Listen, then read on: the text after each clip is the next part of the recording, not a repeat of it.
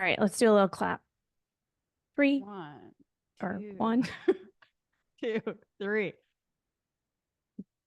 Welcome, Hello. everybody, to Muscle Science for Women. This might be a rare, lower energy episode than you're expecting from us usually. I was saying offline, maybe we're going to be lower energy because we're both exhausted for different reasons, but we aren't known We'll for pick it up. being, We'll pick it up. yeah, we're not really known for being low energy. Honestly, my exhaustion level energy output is still probably more intense than a lot of people would prefer. So we'll see how it's going. But We anyway, shall see. we still show up. We still show up to talk and We're talk here. crap and hopefully teach something. um, okay, Talk crap but and learn talk something that crap and hopefully isn't learn, crap. guys. There you go. Before we do the learning part, we have to have a San Diego trip recap because I know our followers are just dying to hear the details. And I did actually get like a fair number of people in my DMs while I was in San Diego being like, where are the Rachel and Ashley pictures? Like, what are you guys Oh my doing? God. And I'm I like, feel I like we mean, posted really, quite a bit. we did, but not quickly enough, apparently. Oh. But Well, we were bonding. Hello. exactly. We had to, be together Eat. IRL. We can't just like be Did posting you just stuff. say eat together or just Both eating okay? and being together is the same I thought thing you as said far as I'm eat, concerned. but you did say be. Yes. Yeah, I agree. both. Agree. We did do that. One thing we didn't do was a proper workout together. We did end up doing some interesting recreational activities on the beach. We went for a nice power walk. We did not get a workout in, which I'm like partly I regret, but partly I'm like it was vacation. It is what it is. We Yeah. both work out a lot. It's not like we missed some once in a lifetime situation, but I do Yeah. like working out with you and it is fun. It would have been fun, but it just kind of didn't happen that way. It's all right. But There's always next time. yeah, and I have like some recap thoughts about San Diego that I actually put in my newsletter, which you should all be subscribing to. And anybody who's listening who isn't subscribed to our newsletters, it might be a good idea because you never know when one or both of us is just like, I literally can't be on social media anymore. And so if you do like us and want to stay in touch, a newsletter is a good way to do it because it's just like, I don't know, potentially a richer form of communication. I just feel like Mhm. with newsletters, it's like you are writing what you really actually feel passionately about. And the people who open them and read them are people who are really actually interested. And when I get responses to newsletters, it's always cool. It's like friends or people who, are subscribed that like have something to say and we have a conversation.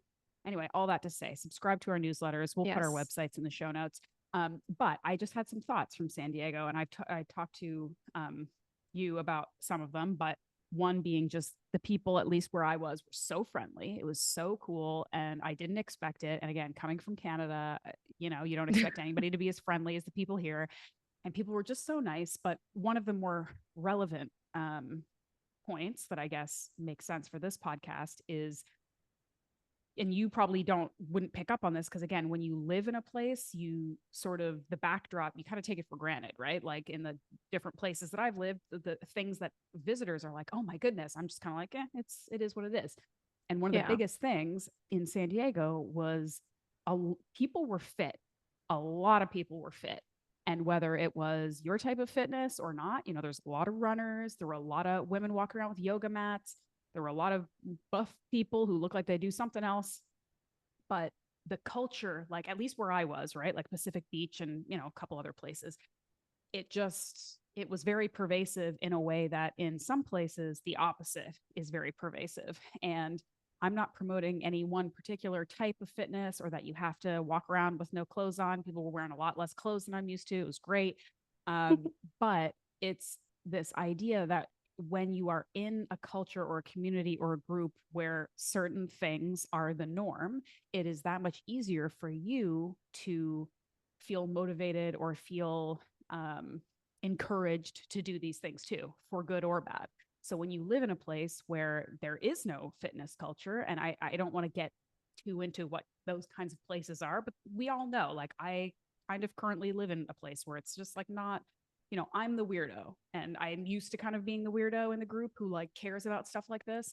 But it was just kind of cool and refreshing to just be like, yeah, everybody here is just like getting it in. They're just outside and they're going for runs and they're showing their abs and everybody's all fit. And it was just cool. It was nice. But it, again, bringing it back, it's a reminder that like it really does help to have a community, to have a support system, to put yourself in places and situations and communities where they are supporting whatever it is you're trying to do, right? Because it does make it infinitely harder if, for example, your home life is not conducive to eating healthy or exercising. Your work is not conducive to it. Your friend group is not. Like, it's a really uphill battle, right? So being in a place where it's just all over, it helps. Like, it was inspiring me not to go off the deep end, because I'm like, geez, everybody here is looking real good. Maybe I won't eat that extra English muffin at breakfast or whatever. So Yeah. anyway, that's just a thought that I had. Yeah, no, I feel that 100%. I feel like we were talking about this, like on the beach side of things, there is like just being, because you stay on the beach. I obviously live a little bit inland, like 10 minutes away. So I don't really go to the beach that often, which is Crazy. like people are probably like, what the heck? Yeah, it's literally a 10-minute drive. Yeah. I'm just like doing other stuff. But all right, going over there and hanging out with you, I was kind of like, okay, yeah, I should probably come here a little bit more often. It's nice just walking on the boardwalk and stuff. But yeah, I hear you. And like the hippie part of like going for walks or being outside more connected to nature, being better, is the truth. Like, I have talked about this so much in the podcast. Like, I veer towards being a city person. I like being in the city. I like the people watching. I like the hustle and bustle of it. But there really is something to be said for like, if you're going to go for your hour-long walk or your friend walk or you're listening to a podcast, you do it in bare feet on the beach, you get to look and smell the ocean. Or if you do it in like nature where there's trees and birds and it's fresh air, like that is better. Just full stop. It is. So if you have close access, free access to that, I mean, why not take advantage of it? Anyway. Yeah. For That's sure. my feeling. But it was great to hang out in person and eat tacos. And you got to meet my kid. And we ate some steak too, lots of steak. So just, the usual. It was great. It was definitely. We saw a little crazy situation on the beach. Or at least I did. You came in like a few minutes afterwards. I came in apparently right after and then saw it all over Instagram, a boat full of individuals docked on the beach and ran into town. Took off. Lively. And it was pretty intense. I learned how to play, what was it called again? Smash ball? Smash ball. Smash ball, I think, with the trampoline on the, I think it's called smash ball. I don't know. Like that. Spike ball? Spike ball. There we go. Yes. Spike ball. That's the exact same thing. But anyway, that was pretty fun. And it's like, again, I was saying it's like something I've only ever seen like bros play on the beach. And I can see why the bros are into it, because you can get really excited really quickly. So maybe I'll have to buy one of those for my beach adventures this summer. Anyway, San Diego, good times. Don't recommend overnight flights with a toddler. Don't recommend changing 4 time zones with a toddler. Don't recommend any of that. But for the travel, it is worth it. So here we are. We survived. Here we are. All right. Should we answer a question or two or talk about something fitness related? I guess. Let's get into it. Let's go into our inbox. Okay. Well, we've got one here that I'm just going to say right off the bat. Actually, you know what? Before we do this, I am going to briefly mention the email we got that I deleted. I just want to mention it really quickly because I deleted it because I thought that this person had the wrong podcast. Maybe they didn't, but you remember this. I sent you a message. Someone sent us, and I don't remember the person's name and it doesn't matter, but someone sent us a bit of a critical email about, and I'll tell you why I'm bringing this up at the end because there's a reason. Kind of a critical email about the topic of Botox. This person was saying, I was listening to one of the podcasts on like healthy skincare, and you mentioned that Botox was good, and that was really offensive to me and upsetting, and it's not healthy. And I deleted that episode, and I don't think you should talk about that. And I was really confused because I don't remember us ever talking about that. I mean, I did an episode way back about skincare that was all focused on like really sort of low intervention, natural skincare, tallow based skincare and stuff like that. We've had people on before kind of talking about body image and mentioning Botox. The fact remains that it's a very, very popular and relevant topic for women, for everybody, and especially as we get older. And it's also true, whether you like the idea of it or not, that it seems to be quite effective for a lot of people in treating the thing that they're trying to be treating, which is like minimizing wrinkles on their face. I'm not saying it's a good or bad thing. I'm just saying it's very popular because it seems to work, right? Mm-hmm. But there's two reasons why I bring this up. I mean, first, I really think she might have gotten us confused with somebody else. I don't know, because neither of us Yeah. have really talked And about it even or if have. we had people on, it's not like we ever like I don't remember We're like not my like opinion is huge just like advocates. do what you want like as long as you know the risks and Yeah.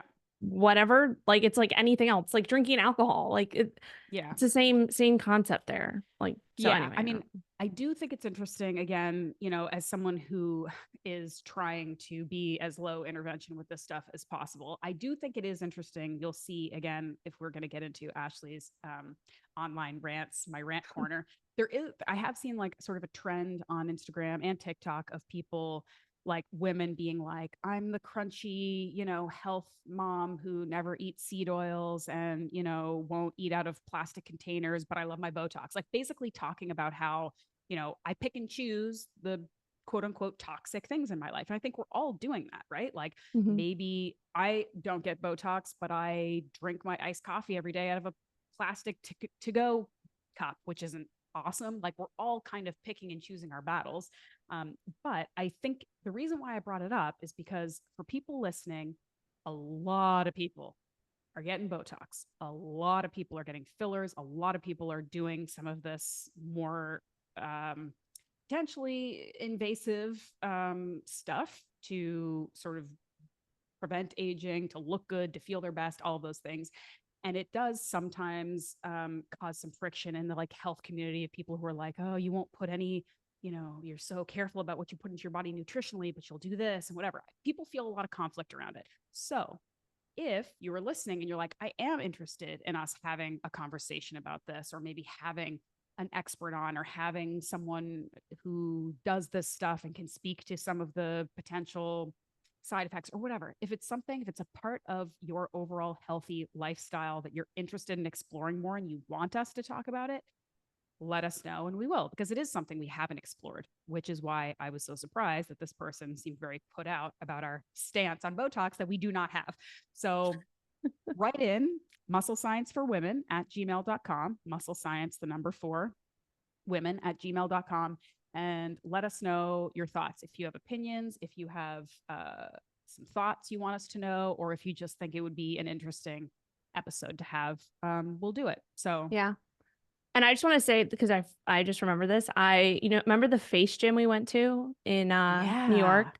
Like was Mm. that like over a year ago now? Mm-hmm. Um I bought my mom a gift card for that for Mother's Day last year and she said she loved it, so I bought another one this year It's so and great. she loves it. And that's Mm-hmm. like I don't even know what is that even considered? It's It's basically like a workout muscle. for your face. Yeah, and again, like that sounds kind of hippie-ish, but there is a lot to it, because think about it. All we talk about is how building muscle changes the shape of your body, right? Mhm. The same can be said. Your face is full of muscles, and the whole concept of Botox is freezing muscles so they don't move, so that you aren't creating these repetitive lines that become wrinkles. And some of the downsides that I'm reading about Botox are people who are overdoing it, like putting too much in their forehead, that might be killing the muscles there, that actually end up like drooping some muscles in your face and making you look more aged or more tired, when that's the opposite effect of what you're trying to get.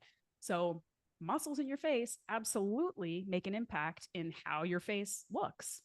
So it makes sense that if you're doing, I mean, they do all kinds of crazy like manipulation with their hands and all kinds of Yeah. tools. And, people do all this like gua sha, like, facial stuff. I mean, it makes sense. That stuff works. Like it's not going to be as noticeable or as significant as like a facelift or Botox or filler is going to be, but it's the same concept of like, you work out consistently over time, your body is going to change what it Yeah. looks like. And if you do that kind of stuff, like this muscle manipulation or support for your face over time, I think that's going to have an impact. And Yeah. when I was there in the summer for my anniversary, I took Alex because, like men are not big on getting like self-care or facial stuff, but I'm like, I'm going, so you might as well come too. And we got our little facials before we went out to dinner. And I was like, I feel like Yeah. my face is just like it looks better. Like I mean, it's expensive too. So Yeah. it's not It exactly the most is. Yeah. accessible thing. But all But beauty those stuff things, is yeah, like expensive. the gua sha, Yeah. is that how you say it? So Yeah. I'm like, now that we're talking about this, I'm like thinking through it myself too. Like I bought one of those and I used it for like a week and I was just like, I don't feel like doing this. Like it was I one of those know. things where it was like, you have to get into the habit and the routine of doing it. But now I'm like thinking to myself, like, yeah, you're absolutely right about it's working the muscles in your face. And it's the same thing as if you're going to the gym. Like if you go to the gym once a month, nothing's going to happen. You're not going to change your body. You have to build the habit and get consistent with it. It's like this, Mm-hmm. just like anything else. Same thing. I'm like, okay, now I got to go pull that out of the bottom of my drawer and like put it on Yes. my sink counter and like start that habit because I feel Truly. like if I can get into it, it's just like anything else. It's Um, completely true. I've been doing it too. And I think, and yeah. again, it goes back to like, what are your priorities? Like for some people, and you're, if you're young and you look good and you're not like looking at your face in the mirror every day being like, why am I old now? Maybe that's not your priority. So you don't have to do your facial skincare routine muscle stuff every day. But for those of us who are starting to think about that stuff and want to be preventative or who are just, I don't know, trying to feel their Yeah. best and have this little self-care routine. Like I've been trying to up it. I'm still not as consistent as I'd like to be, but I have definitely in the last like year or two been like, I gotta do something because if I'm not getting Botox, like wash, I better come in handy. So I've been trying to, do it Yeah. regularly. And I do notice a difference. It's subtle, but I'm really the only one who's gonna notice these things Yeah. anyway. So if it But makes me also feel over better, time, like when you get older, yes. like you said, as I'm thinking about this, like you just said, I'm like, this is literally like when you're 80 years old and you're trying to get off the toilet and you're like, damn, I should have done some squats. Yeah, And we're like people like, yeah, exactly. we did all the squats, so we can get off the toilet. Exactly. Okay, I love that this Okay. rabbit hole that we went down. So yeah, if folks want to like if they want us to explore more skincare stuff, more stuff like that, whatever, we can have some facial. I already have some like names in mind of like people who are actually experts in Mhm. this area who could speak to like the health part of it, who could speak to maybe the culture part of it, all kinds of stuff. So if Yeah. you're interested, let us know and we will I'm do it. interested. Yeah, I mean, both of us are interested, so maybe we'll just do it anyway and see Yeah. what people think. Okay, let's move on. Shall we go to Amy and her bulk and cut question? Yes, let's do Okay. that. All right. Amy says, I love your show. Thanks, Amy. She's wondering about bulking and cutting. She says, I'm 50 years old, 5'4, 140 to 145 pounds. Welcome to the club. We're I think circling that area too. Okay, she's been strength training for several years, specifically with a progressive overload program for almost a year. That sounds great. I wonder if it's muscle science for women. If not, it should be. Okay.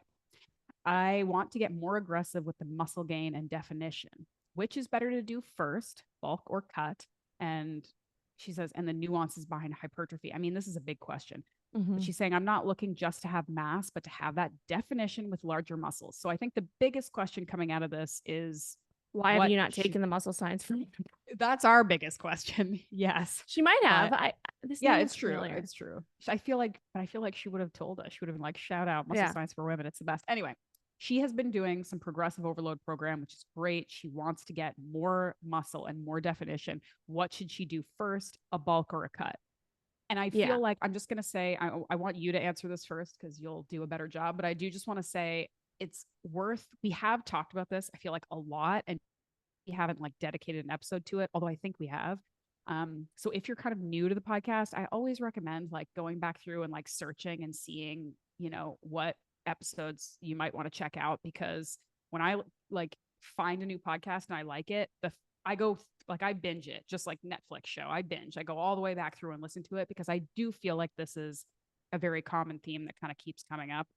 So you might find some more answers in other episodes too. But with Yeah. that said, Rachel. Yeah. So, I mean, and I really don't want to be like the podcaster who's like, oh, you should take our program to answer this question. But the question she's asking here, I want to get more aggressive with the muscle gain definition, which is better to do first, bulk or cut, and the nuances behind hypertrophy. Like that in itself is like we literally have a kind of what's the word? Kind of like an assessment or like basically like a chart that you go through the program where it's like, should I cut? Should And I answer the bulk? question Should for you. I Yeah. focus on body recomp? And the reason we have to go into so much detail with that is because there's all these little questions that you have to ask yourself.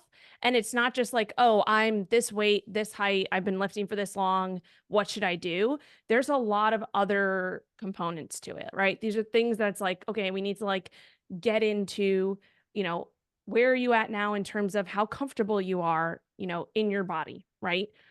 What are your long-term goals? Like, you know, obviously she said she wants to have more definition with larger muscles. That's obviously a long-term goal, but how have you thought through how you're going to get there maybe in like the next 5 years, not just like in the next 6 months, right?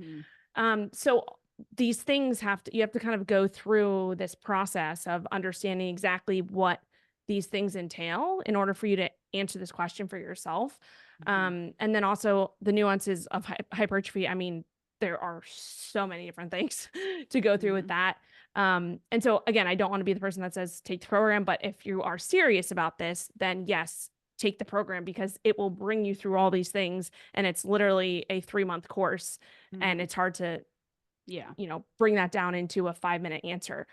The biggest thing I will say though is if I would think back to what have you been doing over the past 1 year, 1 to 2 years, and has it been working for you, right? Have you tried to lose body fat recently?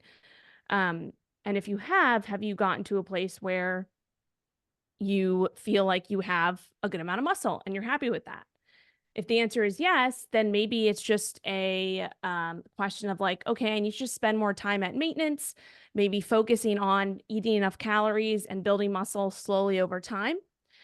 If you did recently go through a fat loss phase or in the last few years and you were not happy with the result and you're like, I want to get bigger muscles, then maybe the answer is yes, I need to go into a dedicated surplus and, focus on that.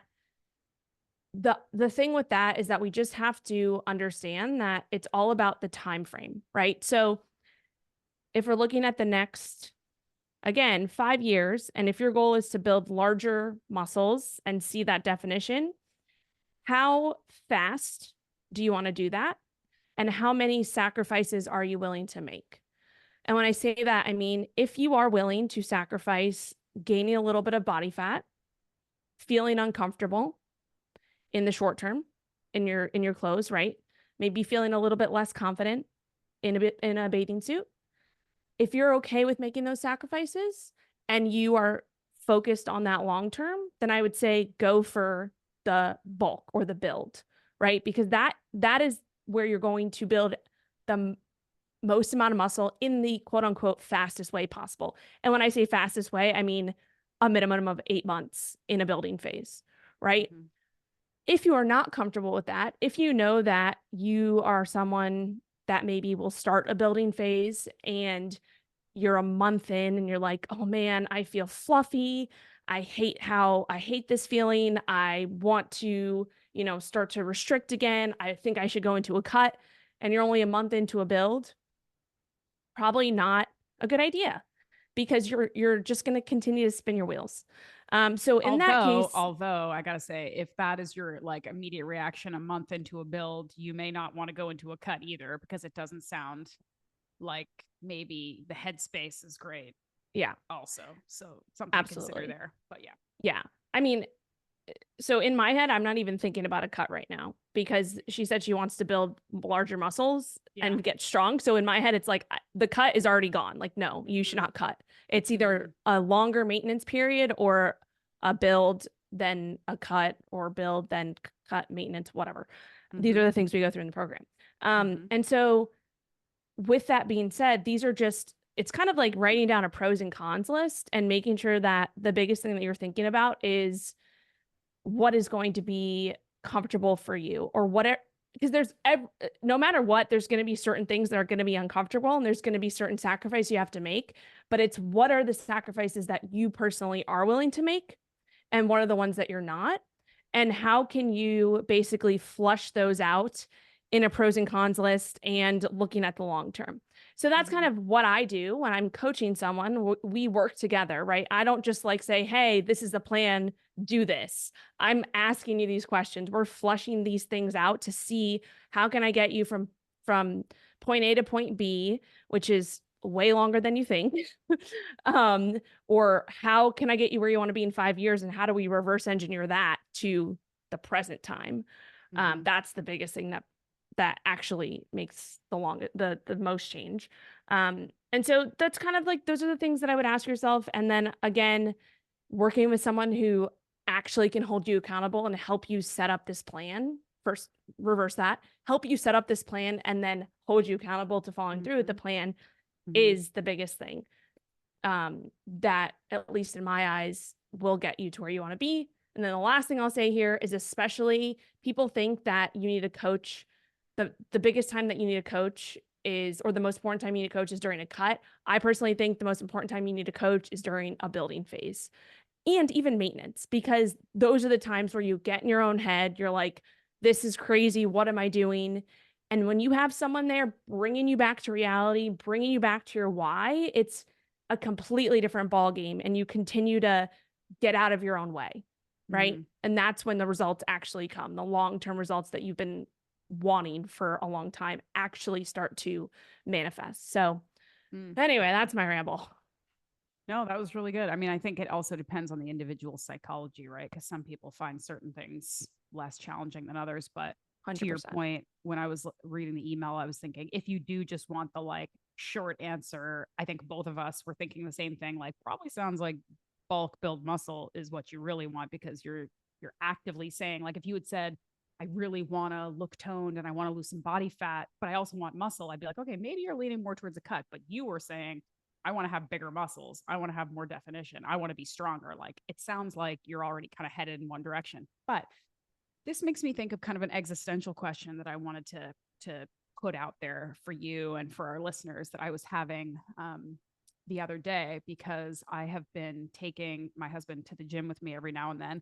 We've had a long history of like working out together, not working out together. I mean, he introduced me to CrossFit 4 million years ago. We did powerlifting together for a while. Like, we've been on separate paths, we've been on same paths, we've worked out together successfully, and then gone in different directions. And we're now, I think, post all of those, just kind of doing our own thing. We have different goals, obviously, but every once in a while we come together and do some workouts together.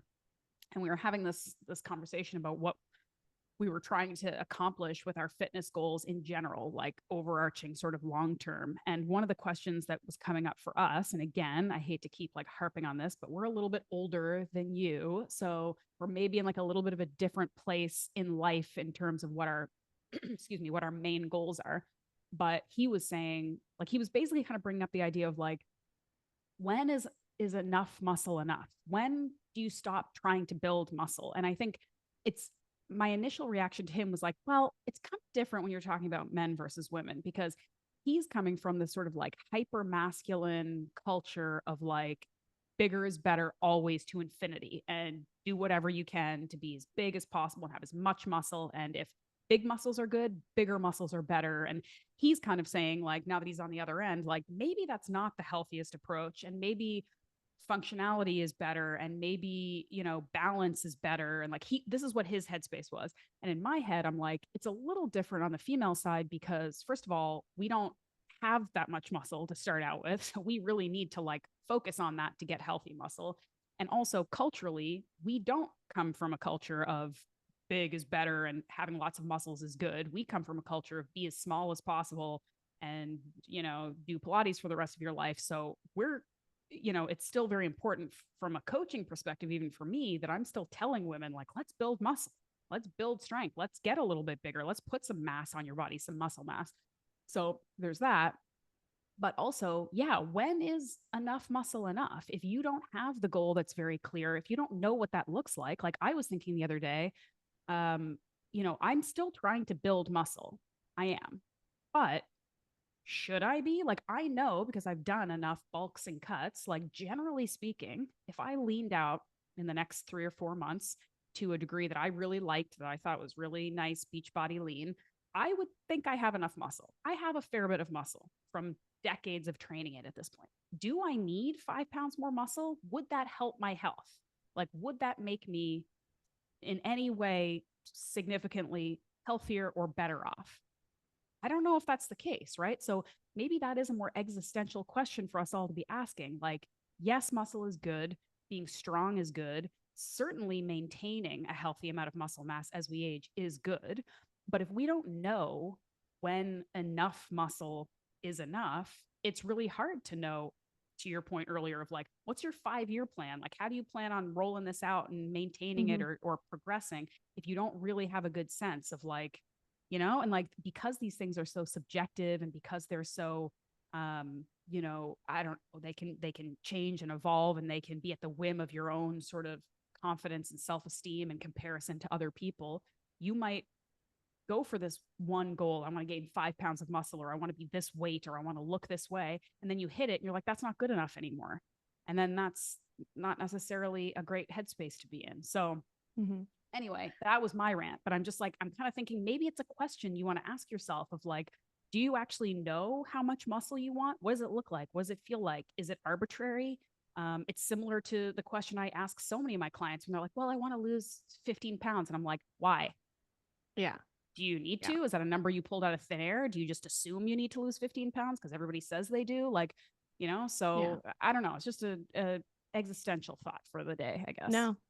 Yeah, no, I like that. I mean, my I guess answer or thoughts on that would just be, in my head, it's like I think every woman should just, and this is me too, like I just want to build as much muscle as I can and continue to build, because I know that it's not just gonna happen, and it's not just gonna be something that, you know, like I'm never going to get to the point where I have too much muscle, because my lifestyle and the way that I train doesn't, that's not my number one goal.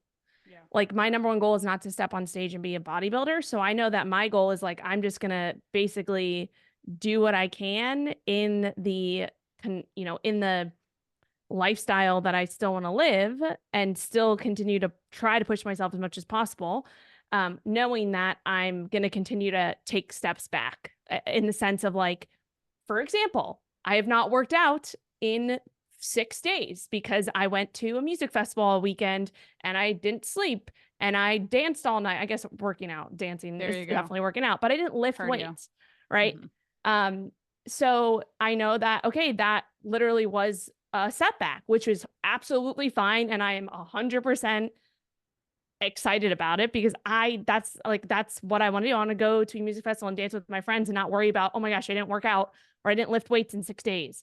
And so for me, it's like, okay, yeah, like I didn't lose all my muscle, whatever, but it definitely, like, maybe I would have continued to inch towards that goal a little bit more if I did work out a Mm-hmm. little bit during those days. And so I'm basically using that as a very confined example, and like kind of extrapolating that over a year of like, there's weeks where I don't work out. This is, you know, how I want to live my lifestyle. So I know when the times that I am working out and I am lifting weights, I'm going to push myself as hard as I can within, you know, the confinement of recovery and all that stuff as well. So Mm-hmm. I guess my answer is like, I'm just going to try to continue to build as much muscle as I can within the Yeah. uh as it aligns with my lifestyle, and knowing that, looking back 5 years ago, I have definitely built a ton of muscle. And for me, it's like I can see my body has changed and I'm more confident in that with more muscle at a heavier weight than Mm-hmm. the weight that I'm at now that I was 5 years ago is absolutely different body composition, because Mm-hmm. I've built a good amount of muscle. And also I can eat more too. Like, it's not like, oh my gosh, I can eat hundreds and hundreds of more calories a day because I have more muscle, but that does add up over time. And we won't go into the specifics of that now. Like, people say, oh, it's only a few more calories that you burn per day if you have X amount more muscle, but that's not exactly that's not the only thing that matters. When you build Yeah. more muscle, you increase your metabolism. There's other things that go along with that too. So I'm like, listen, if I can continue to build up, you know, as much food as I can eat per day to still feel comfortable. Like I'm gonna keep working on that because I love food Yep. and I like Yep. to feel good. So that's where my head's at. I like it. I like it. I feel like that's kind of a good place to end. We're at our sort of limit for a shorter episode, but I think we went in some directions that was fun and surprising, considering you and I Yeah. are both almost asleep right now. So we're I'm trying to awake hydrate. now. I am drinking We a sparkling water, and I was trying to get like cool flavors because I'm always trying to get interesting flavors. And this one is pear and cardamom, which sounds really good to interesting. me, but it tastes sort of like potpourri. Oh, yeah, It's really not a fan. upsetting. So I put like an entire lime's worth of juice in here and it's helping, but Nice. it was a bit of a bummer. So anyway, here I am Do trying to we hydrate.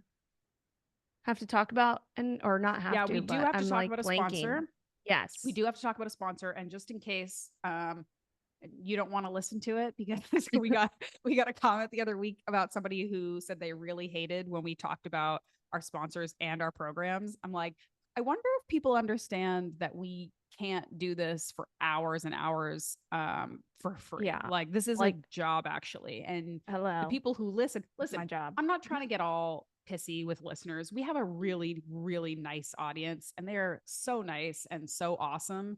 But every once in a while, someone says something where I'm like, I feel like you just don't get it, right? Like, do Yeah. people think that the vast majority of podcasters, like, we just literally do it for free for the fun of it? Like, Yeah. I like talking to you, but like, we Yeah. need to get paid, okay? And we And you're also not paying pay, us. yeah, and we also pay to do the podcast, like literally the Yeah, this editing costs and money. It yeah. costs money to do it, Okay.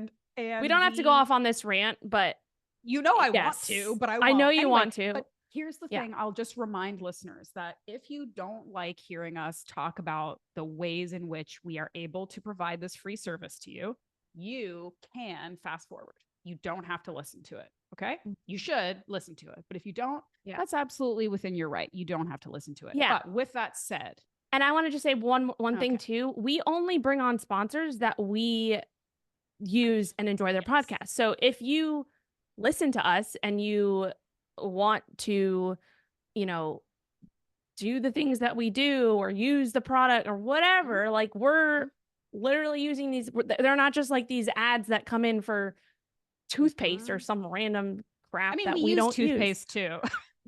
You know what I mean? I hope you use toothpaste. This is a conversation we need to have. But no, I get it. You know what I mean? I listen to podcasts all the time that are doing that, like, you know, the thing where they just like random ads. They just add random ads and they get like per, you know, pennies per download or whatever. And it's just like they're all the same ads. And I skip through them. I skip through ads. You're allowed to skip through ads too. But just know that, like when you reach out to us on Instagram, you're like, hey, what's your favorite protein powder? It's like, you don't mind doing that. But then when we tell you our sponsor is our favorite protein powder, Active Stacks, you don't like it.